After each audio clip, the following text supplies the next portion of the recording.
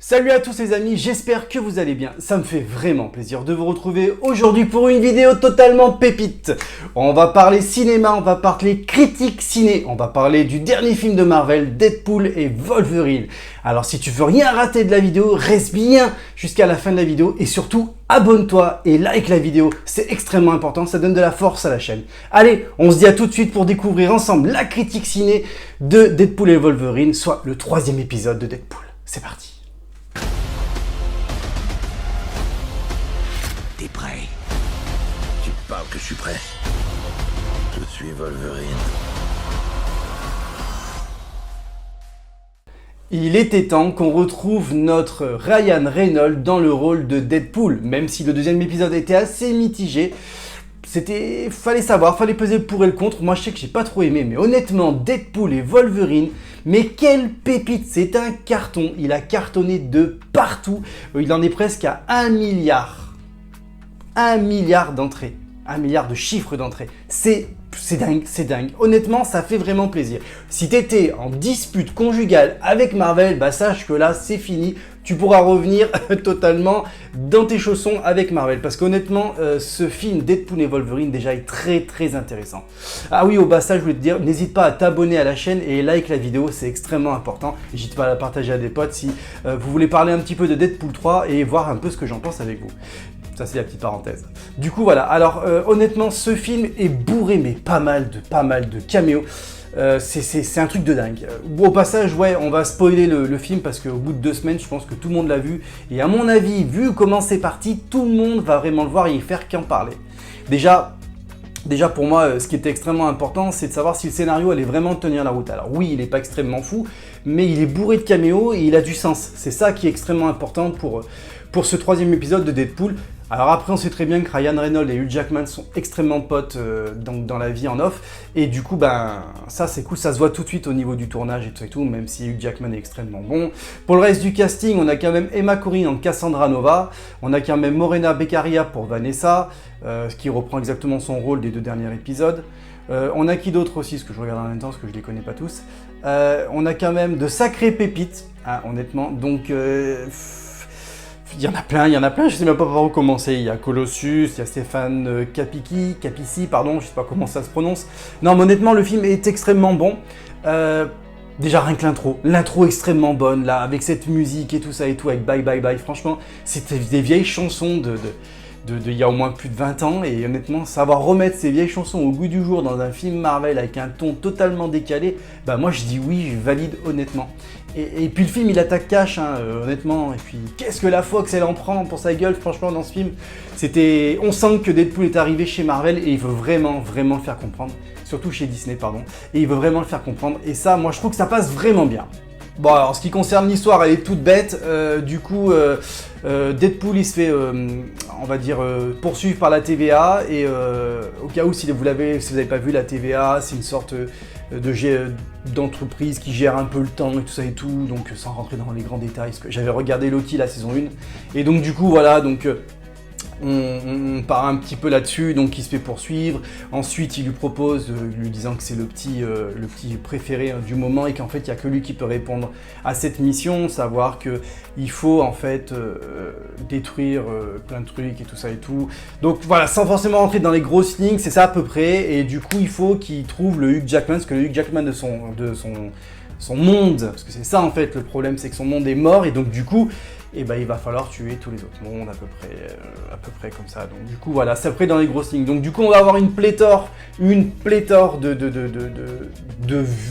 systèmes dans le film qui sera vraiment très intéressant en installant plusieurs caméos, plusieurs passages extrêmement intéressants, et la phase du combat dans la zone TVA, donc dans la zone où ils sont tous largués quand ils sont un peu...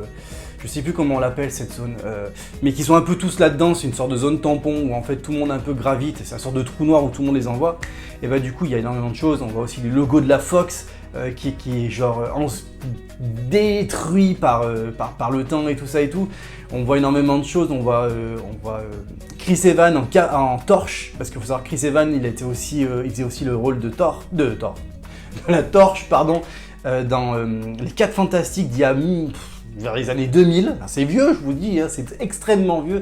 Ça va extrêmement loin. Non, sinon l'histoire est toute simple, mais très intéressante.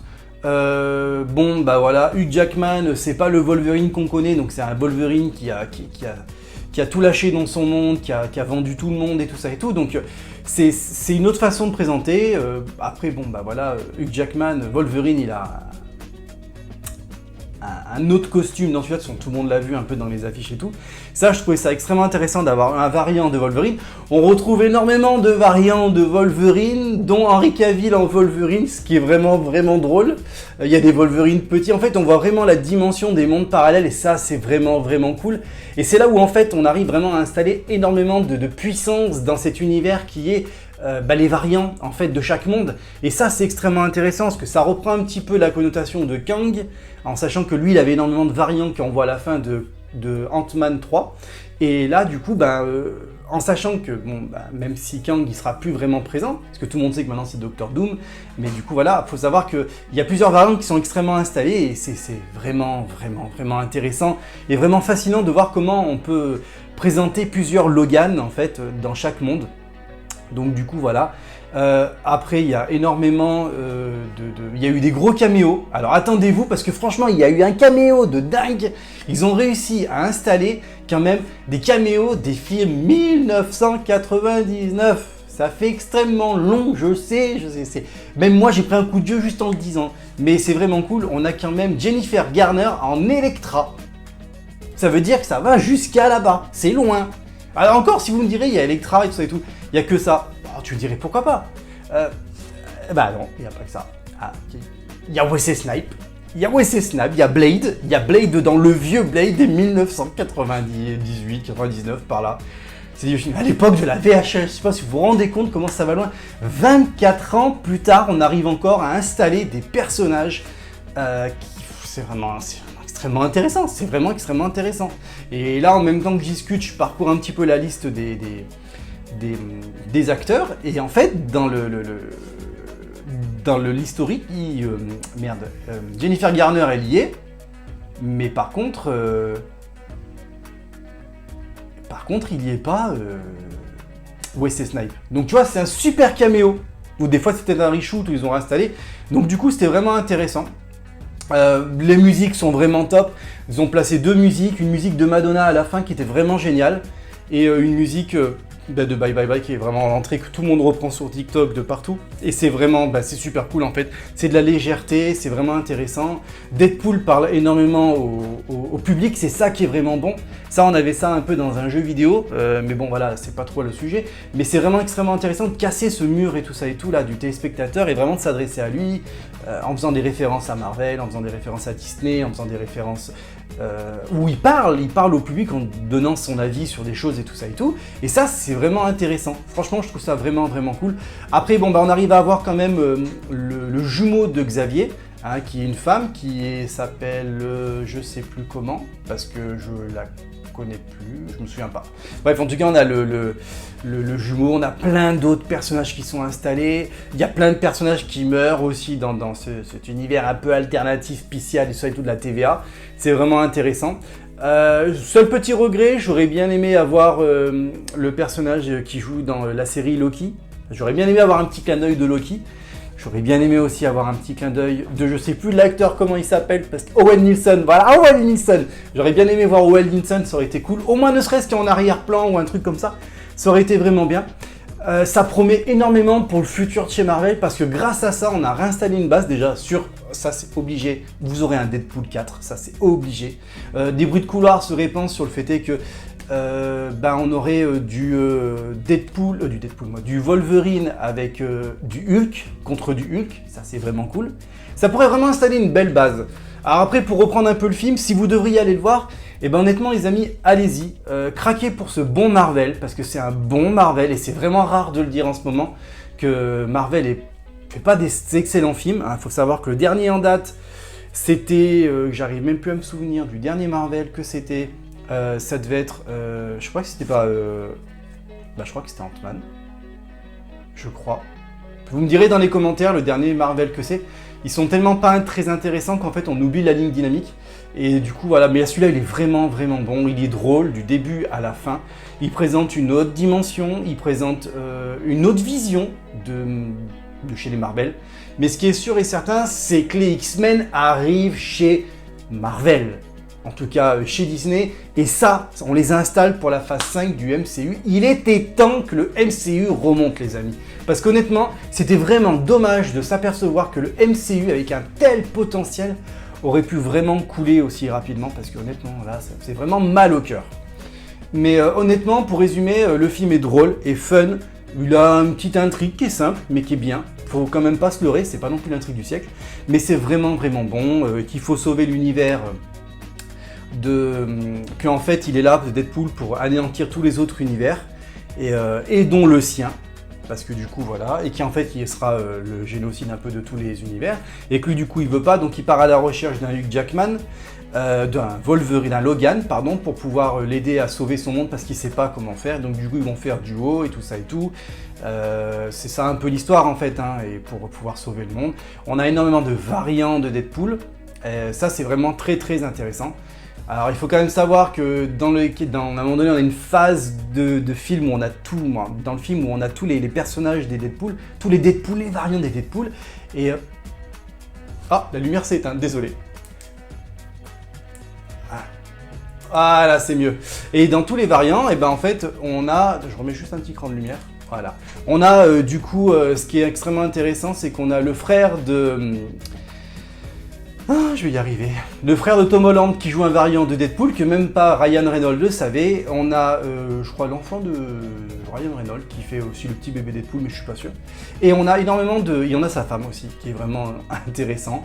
Le chien est dégueulassement beau. Franchement, avec sa langue qui pense, c'est immonde, mais c'est plutôt pas mal. C'est bien. Franchement, même Deadpool a son propre variant qui fout de sa gueule, donc c'est vraiment, mais vraiment intéressant. Moi j'aime bien ce genre de truc, c'est simple, c'est bien et ça passe. C'est sûr que c'est pas le grand film du siècle, mais par contre ça passe bien. Et qu'est-ce que le film d'un siècle à chaque fois, parce que c'est toujours pareil, on a beau dire ce qu'on veut, les avis sont totalement subjectifs. Donc je résume les amis, si vous devez aller voir Deadpool 3, que vous hésitez parce que vous n'êtes pas un grand fan de Deadpool, ou voire même de l'univers Marvel, parce qu'en ce moment c'est en déclin, et ben honnêtement, enlevez-vous ça de la tête, allez-y, il est vraiment bon. Il y a de l'humour, il y a des bonnes musiques, il y a de l'action, il y a une petite histoire simple mais qui tient la route. Ça reprend un petit peu tout ce qu'on a eu dans la phase 5 du Marvel, un petit peu les multivers et tout ça et tout, les personnages doubles, les insertions de nouveaux personnages, d'anciens personnages. Ça c'est vraiment bien, les super caméos, ça c'est vraiment intéressant. Honnêtement, c'est le film à aller voir du moment, il n'y a pas grand chose au cinéma, et vous ne serez pas déçus de ce Marvel qui est vraiment à la hauteur d'une belle surprise pour pas mal de gens. Donc si vous voulez craquer, allez-y. Ah oui, j'ai oublié, si vous voulez qu'on parle de la scène post-générique, parce qu'il y a une scène post-générique comme dans tous les Marvel, et ça vous le savez qu'il y a une scène post-générique, et bah du coup celle-là elle est toute simple. En fait, ça montre juste tout simplement la Torche a bien insulté le grand méchant, le double de Xavier en femme, ou le clone, en tout cas de sa jumelle, et en gros, qui s'est fait bien exploser par rapport à ça. C'est pas une grande scène post-générique, mais ça vaut le coup de le dire. Bon voilà les amis, ça m'a fait extrêmement plaisir de vous avoir retrouvé pour une critique ciné de Deadpool et Wolverine, alias Deadpool 3. Dites-moi dans les commentaires si vous avez adoré ce film, si vous comptez aller le voir ou qu'est-ce que vous en pensez. Ça me ferait vraiment plaisir de vous lire. N'hésitez pas aussi à liker la vidéo et à la partager, ça me ferait chaud au cœur. Et puis honnêtement, ça améliore aussi l'algorithme de YouTube. Nous on se dit à très vite les amis, je vous promets. Allez, ça m'a fait plaisir de vous avoir retrouvé pour Deadpool et Wolverine. Bisous, ciao.